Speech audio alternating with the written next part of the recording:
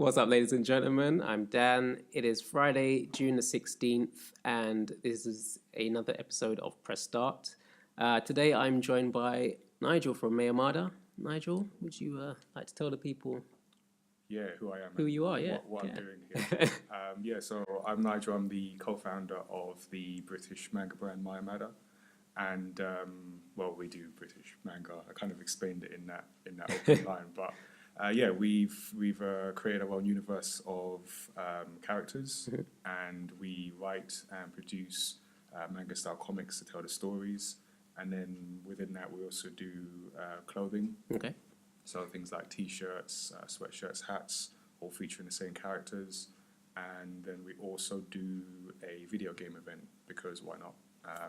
So we have our own event, Gamepad, which is a social gaming event. We thought we coined a phrase, and we realised like everyone uses it. But it's a social gaming event where the idea is for people to game together in the real world. So like when me and my co-founder Lau were growing up, we played games where before the internet was everywhere, and you actually had to leave your house and go to your friends or something. That kind of situations, like dark times. So we kind of want to go back to that, because now it's online. It's sort of people are separated, even though they're playing together online, but we think there's something there in that playing together in the same room. So we're trying to bring that back into our own event. Yeah, definitely. So we've been doing that for a couple of years. Okay. And you said it's Gamepad. Gamepad, yeah. And does that run how many times? 3 times a year, spring, summer, and winter. Okay. Yeah, and then the idea is just to sort of build on the community that we've got already, get more people involved, guys, girls, families, people in different backgrounds, cool. Everyone together. Yeah, cool. And and I'll be leaving links in the descriptions below for the website, and also for any sort of I guess like the Facebook, Twitter. Yeah. So people can find the event pages easily and things like that. And I also saw that you're doing a Kickstarter. So we got that started this week. So we're doing a Kickstarter for our summer event. Okay. And the idea is just to bring it out to more people and get more people involved, and just, I guess, do a bigger and better event. Yeah. So we launched a Kickstarter this week to move to a new venue in East London, and you can get tickets from the event and then find out a bit more about sort of what's involved, who's involved, because we work with other companies, other community gaming groups. Okay. Yeah, I was about to ask, like, if people do come along, what would they expect to see at the Gamepad events? Expect to see wall-to-wall games everywhere. Everywhere.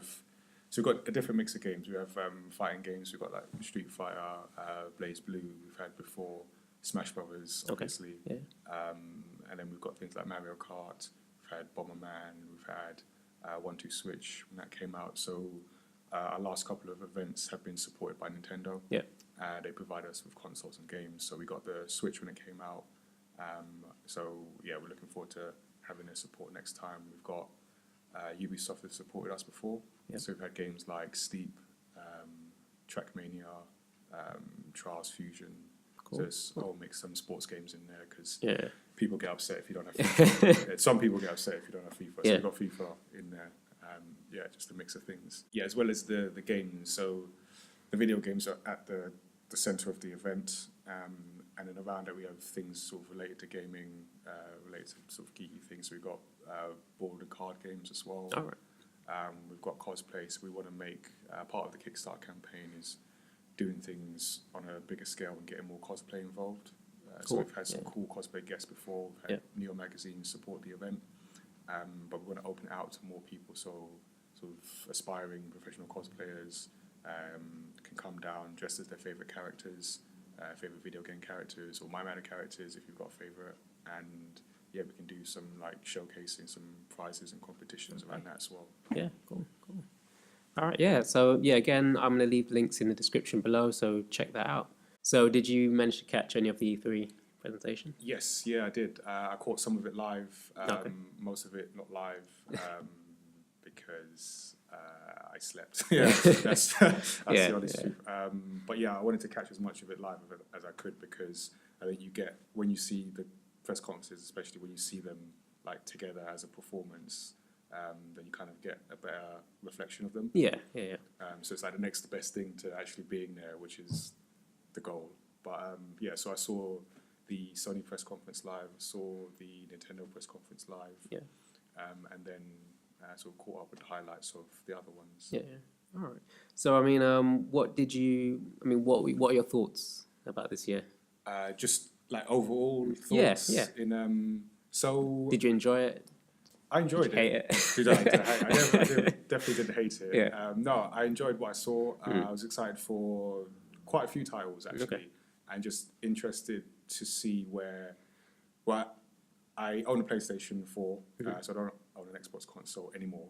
But I was interested to see where Microsoft went with the Xbox One X. Yeah. So I have to make sure I get the words in the right order because that is a confusing title. So yeah, interesting to see where they went with their console, and then yeah, some of the new games coming out, what Nintendo were doing, find out where they're going with their new console as well, because I want Nintendo to succeed. Yeah, So I just wanted to have like an amazing show. I wouldn't say it was amazing, but I think they showed a lot of good things. Yeah, yeah. So yeah, you said there were a few games that stood out for you. What were those? What were those games? So in the, you know what? To be honest, a lot of them were in the Sony press conference. All right, okay. I don't know if I'll get some hate for that, but so I'm gonna straight Spider-Man game.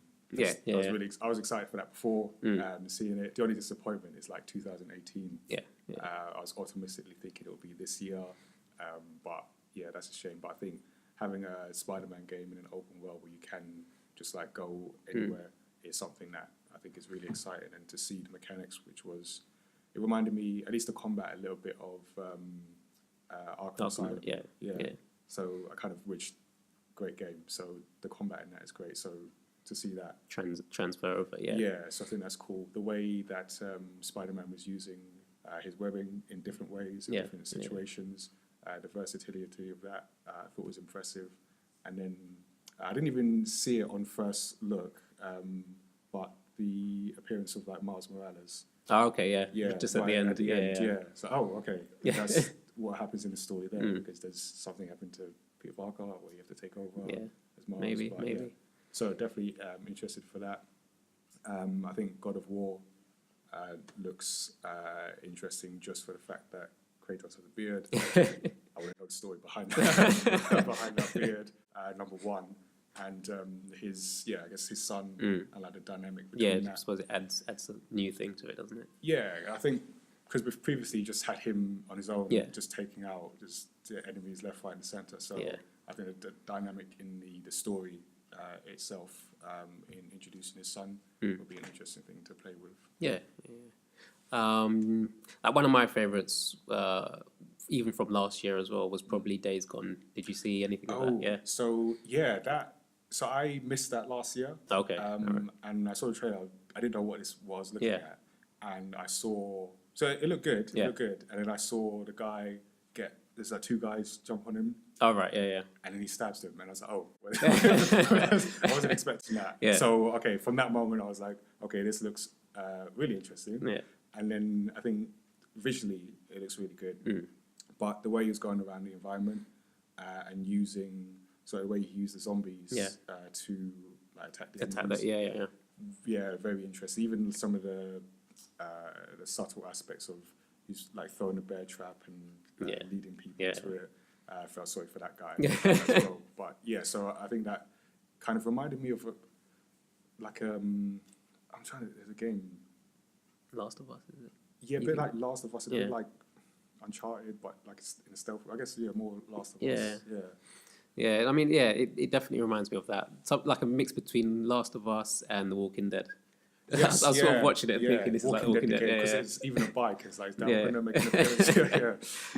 But that's probably one of my favorites. Okay. Favorites from the conference. Yeah. I will say, just so it's not all Sony and you don't get lots of hate for this, but the I say that it's multi-platform anyway. But Anthem. That was another one. Yeah. That's another one. So I thought that looked great, and I'm a BioWare fan anyway. They made like two of my favorite series, so Mass Effect, the original trilogy, and then Knights of the Old Republic. Yeah. So yeah, just if they're making a game, I'm automatically interested. Yeah. But I think to see it and again visually, there's a lot of visually impressive games. Yeah. But also just the mechanics of it when you're going from like the first person into the mech suit. Yeah. And then you turn into like Iron Man. Basically, Yeah. And you're flying around, diving in the water. So yeah, I think that was another one who've got my eye on. Yeah. Was there anything you didn't particularly like? I tell you one thing I didn't like. Yeah. So this came in a Nintendo press conference. All right. Okay. Yeah. And there was a title screen, Metroid 4 coming. Yeah. And then that was it. Yeah. And then moved on. I was like, what? I was watching it with someone else, and we were both like, hold on, they're not going to actually show the game or anything. Yeah. Yeah, But it's coming though. It's coming. Yes, Which is good. But what odds would you get for a Metroid game coming on a new Nintendo console? We all knew that. Yeah. I felt they could have just tweeted that screenshot, that title screen. Yeah. It would be good. Yeah. So yeah, it's coming. It's good. That's good. I'm not hating on the game, but I'm just saying I would like to see a little bit of it. Yeah. just a little bit, just a little bit. I think for the Nintendo press conference as well, again they showed a lot of good games. The Zelda DLC, Mario Odyssey looks interesting, and I guess what I wanted to see to make it amazing is something outside of, I guess, what we expected. Yeah. Because we expect those things, and Nintendo always make great games, but we expect those things. And Yeah. I think I know what you mean. for me, wanting the Switch to succeed, I would have liked to have seen like new IP or something that I feel that will go beyond the Nintendo fans or drag more people in. Yeah. Because like for me, I want to get Switch and I want to get Zelda and Mario and Metroid when they get more of it made. But yeah, I feel that I'd like to get something that the person who's on the fence who might not be interested will go, okay, let me Pick up for that. Yeah. But then I guess that's what they want Elder Scrolls to do. Yeah, I think they're trying to sort of attract the third parties to get on board and create something unique for the system. Yeah, and to their credit, it feels like they are trying more. Yeah. Was it April, March that it came out? March, I think it was. Yeah. And we're seeing like credible titles from third parties, so which is more than we could have said the last generation or two. So yeah, I can't hate it. It's just that title screen it got me amped up, and then just like moved on to the next thing. Yeah. I mean, what did you have a particular favorite then from the Nintendo? Particular favorite. You know what? To be honest, I didn't have. I guess nothing stood out. Like there was nothing that went above my anticipation for playing more Zelda. Okay. I think, like I said, the Mario game I think will be a lot of fun to play because Nintendo just make fun games. Although I wasn't sure about the Mario in New York. Okay. Like Grand Theft Mario, I wasn't sure about that. But the mechanic with the hat, like throwing it onto different objects, taking over the objects, looks really interesting. So I'll play that when I get my Switch. But I think just trying to think. Yeah, there's nothing that just blew me away from that. But how about you? From Nintendo's one, from Nintendo's one, I would say probably. I mean, I sort of agree with what you're saying about having something fresh, something new there. Yeah. But I'd say Mario Odyssey. It's a Mario game, so I'm gonna get it. It looks good. But it wasn't anything that really sort of stood out and made me say wow, I guess. Yeah. But they're good games. Yeah. Just nothing that sort of blew me away. Grabbed you, Yeah. Saying that, I did really like the look of Mario Rabbids, which I didn't think I would. Oh, interesting. Okay. Yeah. I don't know if you've seen from the Ubisoft press conference. Yeah, I wasn't sure what to make of that game. I think it looks like a funny game. Yeah. Looks like a very funny game. I wasn't sure myself, like if it would be good or not. Yeah. So I'm still on the fence about that one. Okay. I think the cutscenes will be hilarious. Yeah. Definitely. Were there any surprises for you from this presentation? Or from the conference as a whole, yeah. I mean, there's no real. Trying to think of anything completely completely surprised me. I mean, the Days Gone stabbing, Yeah. which I'm like officially titling that. That genuinely surprised me. But apart from that, I felt that it was a lot of kind of what we had heard of or expected. Yeah. It's not necessarily a bad thing. Just trying to think. I guess Anthem, but then again, we knew there was a game from BioWare coming, but seeing that was, I guess you can class that as a surprise. Yeah, I'm trying to think if there's anything that I was particularly expecting. I don't know, help me out here. I mean, for me, there weren't that many surprises. Like I've said in a previous video that Monster Hunter World. Oh, that came out of nowhere. Yeah. Okay. Yeah. Thanks, you saved me. Yeah. Can we edit that back? And I'll save Monster Hunter World. Yeah, that was a surprise because I was looking at it and it's a nice feeling when you're looking at something you don't know what it is. Yeah. Like, okay, this looks interesting. I don't know what it is, and then they put the title screen up on what Nintendo should have done. And yeah, it's Monster Hunter World, and it looks really cool. Yeah. I think this E3. There weren't many surprises because we sort of knew what to expect, what was coming. Yeah. But yeah, no, I enjoyed it. I guess. Okay. I think I've enjoyed it.